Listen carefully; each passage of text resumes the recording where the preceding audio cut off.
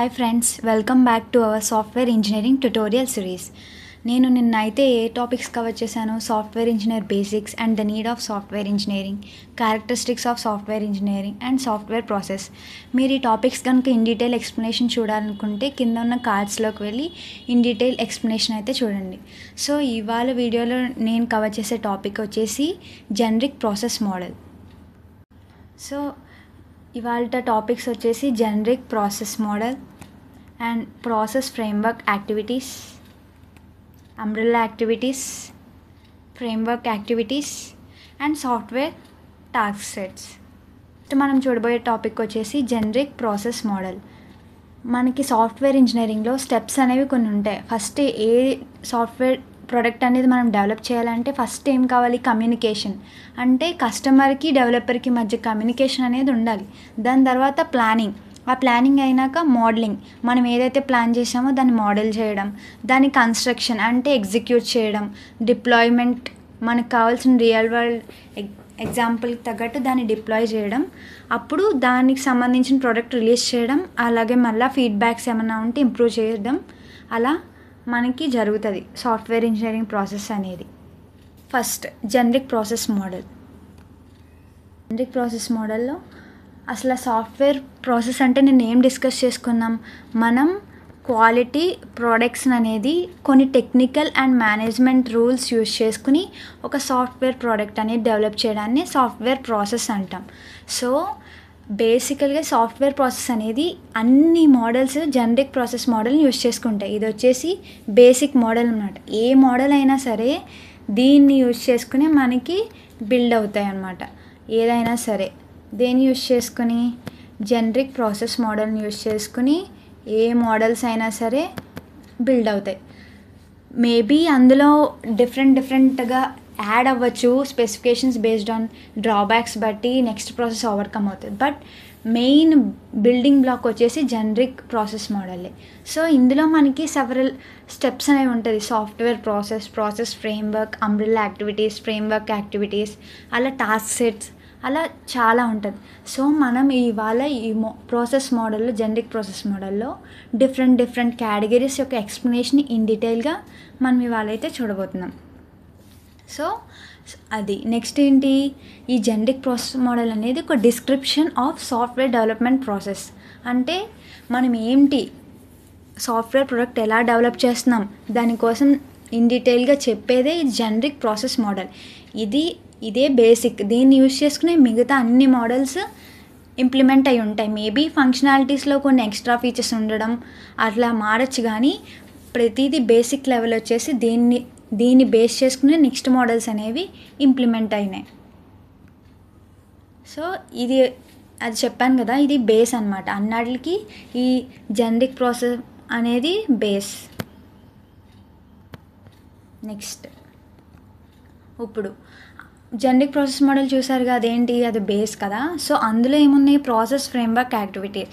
So దానికోసం in డీటెయిల్గా ఇప్పుడు నెక్స్ట్ ఈ ప్రాసెస్ ఫ్రేమ్వర్క్ యాక్టివిటీస్ అని ఫస్ట్ స్టెప్ ఏంటంటే కమ్యూనికేషన్. దేనికైనా అంతే కదా, టూ హ్యూమన్ బీయింగ్స్ మధ్యన మనకి ఏదన్నా నెక్స్ట్ ఫర్దర్గా మూవ్ అవ్వాలంటే ఫస్ట్ కమ్యూనికేట్ అయితేనే కదా మనకి ఏదన్నా వచ్చేది. So communication between customer and developer. ఒక సాఫ్ట్వేర్ డెవలప్ అవ్వాలి అంటే ఒక కస్టమర్కి డెవలపర్కి మధ్యన ఒక కమ్యూనికేషన్ అనేది స్టార్ట్ అవుతుంది. ఆ కమ్యూనికేషన్ ఏంటి? మనకు రిక్వైర్మెంట్స్ ఏంటి డెవలపర్కి చెప్తాం. సో ఇలా ఉండాలి ఫీచర్స్ అనేవి. For example stitching or anything ఏదన్నా కావాలి అంటే మనకి దాని అవుట్పుట్ ఇలా రావాలి, ఇలా వెలగాలి, ఈ మోడల్ ఇలా ఉండాలి, దీని డిజైన్ ఇలా ఉండాలి, ఈ టైం నుంచి ఈ టైంకి గ్లో అవ్వాలి, అలా ఏదో ఒక ఫీచర్స్ అనేవి మనం చెప్తాం. సో ఆ రిక్వైర్మెంట్స్ అనేవి ఏంటి అని గ్యాదర్ చేసుకుంటారు ఎవరు? Developers with the users. అంటే ఎవరు? ఆ ప్రోడక్ట్ యూజ్ చేసుకునే వాళ్ళు, అంటే మనం యూజర్స్ అవుతాం. ఓకే. అలాగే కన్జ్యూమర్స్కి, స్టేక్ హోల్డర్స్కి మధ్యన కమ్యూనికేషన్. స్టేక్ హోల్డర్స్ అంటే ఎవరైతే ఇన్వెస్ట్ చేస్తున్నారో ప్రాజెక్ట్ డిప్లాయ్మెంట్లో one of the team member అనమాట. వాళ్ళు డెసిషన్స్ కూడా మన డెవలప్మెంట్లో ఒక పార్ట్ అనమాట. సో కన్జ్యూమర్స్కి కమ్యూనికేషన్ అనేది కావాలి. ఎందుకు? సిస్టమ్స్ ఆబ్జెక్టివ్ అంటే ఏం చేయాలి ఏంటి అని చెప్పడానికి, డిటర్మైన్ చేయడానికి, సాఫ్ట్వేర్ ఏం కావాలి, ఫీచర్స్ ఏం కావాలి. ఎందుకంటే మనకి ఏం కావాలో తెలుసుకుని దాన్ని బట్టే కదా ఇన్వెస్ట్ చేస్తారు. సో అది కమ్యూనికేషన్ అనేది. నెక్స్ట్ వచ్చేసి ఏంటి, మనం కమ్యూనికేషన్ అయిపోయింది ఇప్పుడు. నెక్స్ట్ వచ్చేసి ప్లానింగ్. మనం కమ్యూనికేట్ చేసుకున్న తర్వాత ఏం చేస్తాము, మనం ఏదైతే అనుకున్నామో దాన్ని ప్లాన్ చేస్తాం కదా. సో కమ్యూనికేషన్ అయిపోయింది. Next planning. అందులో ఏంటి, కంప్లీట్ ఎస్టిమేషన్. ఆ ప్లానింగ్లో మనకి ఎంత అవుతుంది, ఏంటి, డెవలప్ ఎలా చేయాలి, ప్రాజెక్ట్ ట్రాకింగ్ ఎలా చేయాలి, ఒక వర్క్ ప్లాన్.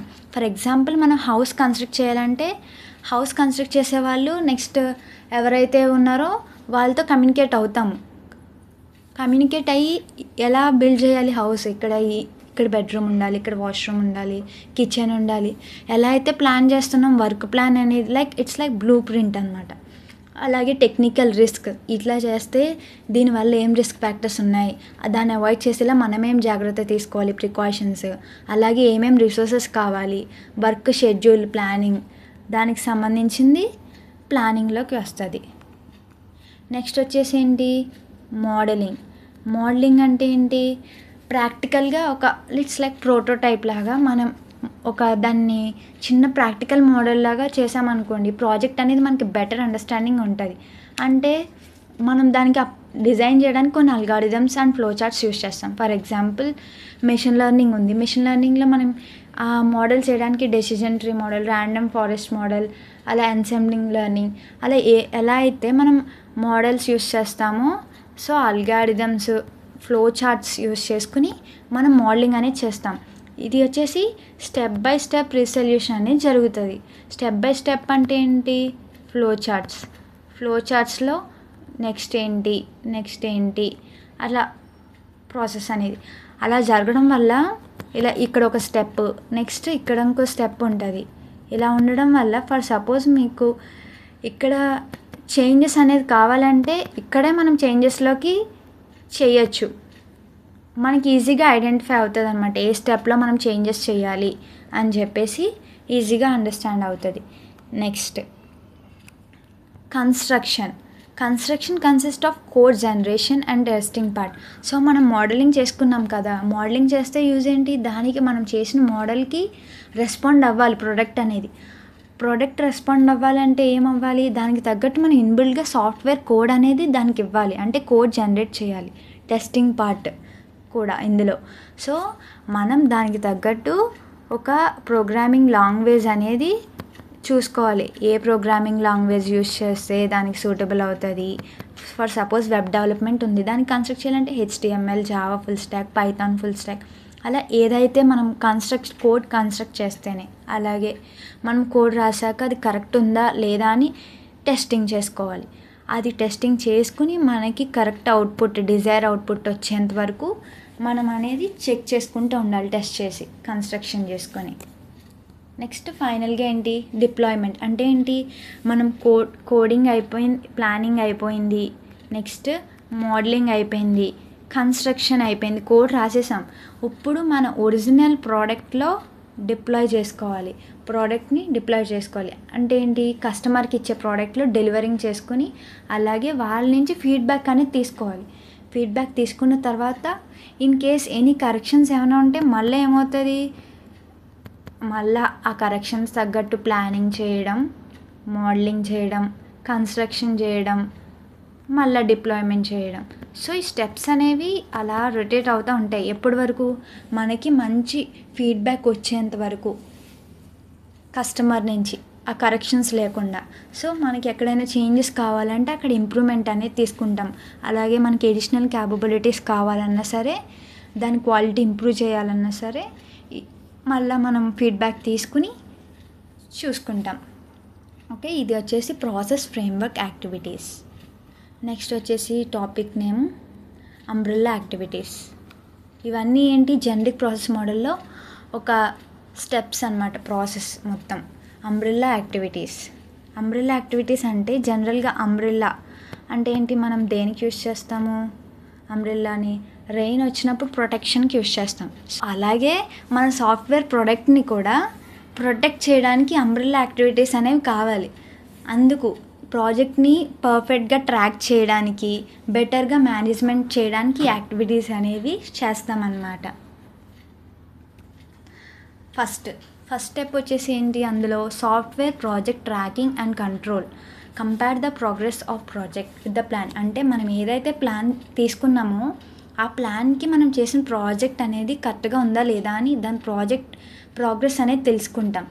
సో అలా మనం చేసిన ప్లానింగ్ ఆఫ్ షెడ్యూల్కి ఆ ప్రోగ్రెస్ అనేది మనం కంపేర్ చేసుకుంటాం ఎక్కడి వరకు వచ్చిందనేది. నెక్స్ట్ వచ్చేసి ఏంటి, రిస్క్ మేనేజ్మెంట్. అంటే మనం డెవలప్ చేసిన ప్రోడక్ట్లో ఏమన్నా రిస్క్లు ఉన్నాయా ఏంటి అవి చెక్ చేసి రిస్క్ని ప్రివెంట్ చేయడానికి మనం ఏమన్నా మెజర్స్ తీసుకోవాలా, ఆ క్వాలిటీని ఇంప్రూవ్ చేయడానికి, దానికి సంబంధించిన అవుట్కమ్ని కరెక్ట్గా చెప్పడానికి ఏమైనా ఉన్నాయేమో అని చెక్ చేసుకోవాలన్నమాట. నెక్స్ట్ ఏంటి, సాఫ్ట్వేర్ క్వాలిటీ అష్యూరెన్స్. అంటే మనం ఏదైనా డెవలప్ చేసినామంటే ఆ సాఫ్ట్వేర్ క్వాలిటీగా కూడా ఉండాలి. Product qualities matters a lot to the customers. So దానికి రిలేటెడ్ యాక్షన్స్ ఏమైనా పర్ఫామ్ చేయాలంటే దానికి రిలేటెడ్ చూసుకోవాలి. So software project tracking, risk management and software quality assurance, ఇవన్నీ umbrella activities. Next technical reviews. అంతా కంప్లీట్ అయిపోయినాక జస్ట్ మనలో మనం పర్ఫామ్ చేస్తే మనకి మిస్టేక్స్ తెలియకపోవచ్చు. బట్ అది మనకన్నా హైయర్ అఫీషియల్స్ వాళ్ళకి కానీ మనకన్నా బెటర్ నాలెడ్జ్ ఉన్న వాళ్ళకి చూపిస్తేనే కదా మనలో ఉన్న ఎర్రర్స్ ఆర్ కరెక్షన్స్ ఏమైనా ఉంటే తెలుస్తాయి. సో అందుకు దాని తర్వాత టెక్నికల్ రివ్యూస్ చూసుకుని అసెస్మెంట్స్ ఏమైనా ఎర్రర్స్ ఉన్నాయా, కరెక్షన్స్ ఉన్నాయా ఈచ్ స్టేజ్లో మనం చూసుకుంటాం. ఇది అంబ్రెల్లా యాక్టివిటీస్. ఓకే, ఈ 4 అనేవి అంబ్రెల్లా యాక్టివిటీస్లోకి వస్తాయి. ఒకటి software project tracking and control, risk management, software quality assurance and technical reviews. Software configuration management SCM అంటే ఏంటి, సాఫ్ట్వేర్లో ఏమన్నా మనం కాన్ఫిగరేషన్స్ ఏమైనా చేంజ్ చేయాలా, దానికి రిలేటెడ్ కెపాసిటీ అలాంటివి ఏమన్నా చేంజ్ చేయాల్సి వస్తే సాఫ్ట్వేర్ కాన్ఫిగరేషన్ మేనేజ్మెంట్. ఏమన్నా సాఫ్ట్వేర్లో చేంజెస్ అది వచ్చినప్పుడు ఇది చూసుకోవాలన్నమాట. నెక్స్ట్ రీయూజబిలిటీ మేనేజ్మెంట్ అంటే ఏంటి, మనం యూజ్ చేసిన సాఫ్ట్వేర్ కాంపోనెంట్స్ అనేది ఎప్పుడు మనం ఏదైనా డెవలప్ చేస్తున్నామది అంటే అది మళ్ళీ ఫ్యూచర్లో కూడా యూస్ అయ్యేలాగా మనం డెవలప్ చేసుకోవాలి. సో అది దానికే కాకుండా నెక్స్ట్ ఇంప్రూవ్ స్టేజ్కి తీసుకువెళ్ళాలన్నా సరే అది అని యూజ్ అవుతుంది. సో మనం బ్యాకప్ పెట్టుకునేలాగా అన్నీ పర్ఫామ్ చేయాలి activities. Next work product preparation and production. ఏంటి మనం డాక్యుమెంట్స్ చేయడం, లాగ్స్, నెక్స్ట్ ఫార్మ్స్, లిస్ట్, మనం ఏమేమి చేసామో దానికి రిలేటెడ్ యాక్టివిటీస్ అనేది ఒక డాక్యుమెంట్లో కనుక సేవ్ చేసుకుని క్యారీ చేసామంటే అది ఎప్పటికైనా సరే దానికి రిలేటెడ్ ఎక్స్ప్లెనేషన్ అనేది మన దగ్గర ఉంటుంది. ఫర్ సపోజ్ ఇప్పుడు ఈ ట్యుటోరియల్ చెప్తున్నాము, దానికి రిలేటెడ్ పీపీటీ ఉంటేనే కదా దాని కంటెంట్ అనేది డీటెయిల్గా ఉంటుంది. నేను పీపీటీ లేకుండా జస్ట్ వాయిస్ తోటి ఇది సాఫ్ట్వేర్ ఇంజనీరింగ్ అలా ఎలా చెప్తే మనకి ఎలా ఉంటుంది. సో దానికి రిలేటెడ్ సంబంధించిన డాక్యుమెంట్స్, ఫామ్స్ ఉంటేనే మనం డెవలప్ చేసిన మోడల్ అనేది ఫర్దర్గా ఏమైనా ఇంప్రూవ్ చేయాలన్నా, వేరే వాళ్ళు దాన్ని టేకప్ చేయాలన్నా సరే యూజ్ ఉంటుంది. Next framework activities.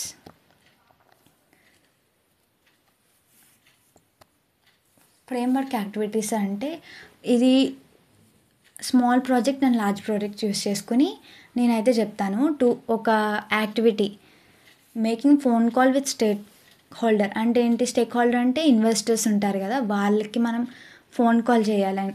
చిన్న ప్రాజెక్ట్ ఇది.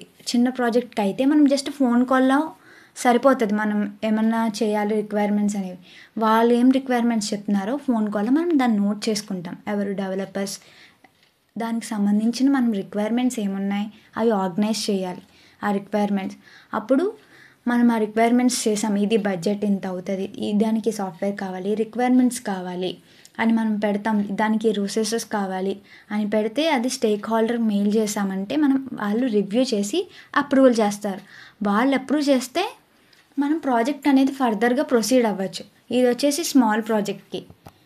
నెక్స్ట్ ఇప్పుడు లార్జ్ ప్రోడక్ట్స్కి కన్సిడర్ చేస్తే ఏంటి, లార్జ్ ప్రోడక్ట్స్కి ఫోన్ కాల్ అనేది సెట్ అవ్వదు. ఎలాగా, లైవ్ మీటింగ్ అరేంజ్ చేయాలి. లైవ్ మీటింగ్ అరేంజ్ చేస్తేనే లార్జ్ ప్రోడక్ట్స్ సంబంధించి మనం ఫీజిబిలిటీ స్టడీ అంటే ఇన్ డీటెయిల్గా మనం డిస్కస్ చేయొచ్చు. రిక్వైర్మెంట్ సంబంధించిన అనాలిసిస్ చేసి, డాక్యుమెంట్స్ చేసి, only one decision is not enough for large product. మనకి ఎక్కువ మందితోటి లైవ్ మీటింగ్ కండక్ట్ చేసి ఒక్కొక్కరికి ఒక్కొక్క డెసిషన్ ఉంటుంది. అందులో గుడ్ అండ్ బెటర్ బెస్ట్ ఉన్నదే మనం చూస్ చేసుకుంటాం. సో ఫీజిబిలిటీ స్టడీ అంటే అది డీటెయిల్గా ఇన్డెప్త్గా స్టడీ చేసి, పెద్ద ప్రాజెక్ట్ అంటే మనం చాలా తక్కువ బడ్జెట్లో రిసోర్సెస్ వేస్ట్ చేయకుండా మంచి డెసిజన్ అనేది మనం చూసుకోవాలి. సో అందుకు లైవ్ మీటింగ్ అనేది పెట్టి కొంచెం డీటెయిల్గా ఉంటుంది framework activities. Next software task sets. Software task set అంటే ఏంటి? జనరల్గా మనం ఏదైతే వర్క్ చేయాలనుకుంటున్నామో దాని టాస్క్ సెట్ అని. ఫర్ సపోజ్ మనం ఈ వర్క్ చేయాలి, లైక్ మనం ఏదైనా ప్రజెంటేషన్ ఇవ్వాలి అంటే దానికి ఆ ప్రజెంటేషన్ ఇవ్వడానికి మనం ఏమేమిటి చేస్తాం? వర్క్ ప్రిపరేషన్, పీపీటీ ప్రెజెంటేషన్, ఇవన్నీ చూసుకుంటాం కదా. సో ఆ ఈచ్ అండ్ ఎవ్రీ మాడ్యూల్ని మనం ఆ ఆబ్జెక్టివ్ని అచీవ్ చేయడానికి ఏవైతే వర్క్ చేస్తున్నామో దాన్నే టాస్క్ సెట్ అంటాం.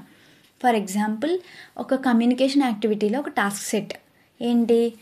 మనం ఒక ప్రాజెక్ట్ చేయాలంటే ఏంటి? ఫస్ట్ మనకి ఎవరైతే స్టేక్ హోల్డర్స్ ఉన్నారో, అంటే ఎవరెవరు ఇన్వెస్ట్ చేద్దాం అనుకుంటున్నారో ముందు వాళ్ళ లిస్ట్ ప్రిపేర్ చేసుకుంటాం ఒక ప్రాజెక్ట్ చేయడానికి. అప్పుడు స్టేక్ హోల్డర్స్ తోటి ఒక మీటింగ్ అనేది అరేంజ్ చేస్తాం. అప్పుడు అరేంజ్ చేశాక ఏంటి? రిక్వైర్మెంట్స్ ఏమున్నాయో అవి చూసుకుంటాం, ఫైనలైజ్ చేసుకుంటాం రిక్వైర్మెంట్స్ని. అలాగా make a list of issues raised. వాళ్ళు ఏవైతే ఇష్యూస్ రైజ్ చేశారో అవన్నీ మనం చూసుకొని దాన్ని మనం ఆ ఇష్యూస్ని ఓవర్కమ్ చేయడానికి ఎవరైతే మంచిగా ఐడియా ప్రపోజ్ చేస్తారో నెక్స్ట్ ఫర్దర్గా అది మనం ప్రొసీడ్ అయితే అవుతాం.